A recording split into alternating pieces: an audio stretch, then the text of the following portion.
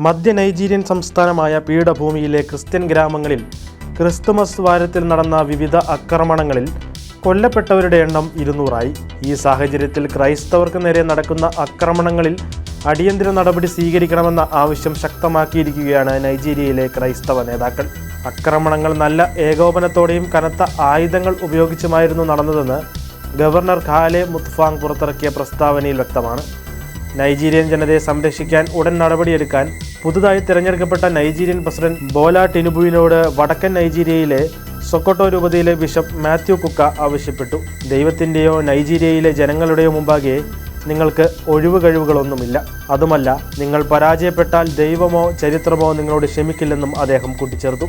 സർക്കാരിന് തങ്ങളെ പരിപാലിക്കാൻ കഴിയുമെന്നും രാഷ്ട്രീയ നേതാക്കൾ തങ്ങളുടെ താൽപ്പര്യങ്ങൾക്ക് മുൻഗണന നൽകുമെന്നുള്ള പ്രതീക്ഷ നൈജീരിയയിലെ ജനങ്ങൾക്ക് നഷ്ടപ്പെട്ടു കഴിഞ്ഞുവെന്നും നൈജീരിയ കാത്തലിക് നെറ്റ്വർക്ക് പ്രസിദ്ധീകരിച്ച ബിഷപ്പിന്റെ സന്ദേശത്തിൽ വെളിപ്പെടുത്തുന്നു. നിരവധി പ്രാദേശിക വാർത്താ സ്രോതസ്സുകളുടെയും മനുഷ്യാവകാശ പ്രവർത്തകരുടെയും കണക്കുകൾ പ്രകാരം പീഠഭൂമിയിലെ 26 ക്രിസ്ത്യൻ കമ്മ്യൂണിറ്റികളിലായി 198 ക്രിസ്ത്യാനികൾ ഭീകരാക്രമണ പരമ്പരയിൽ കൊല്ലപ്പെട്ടു.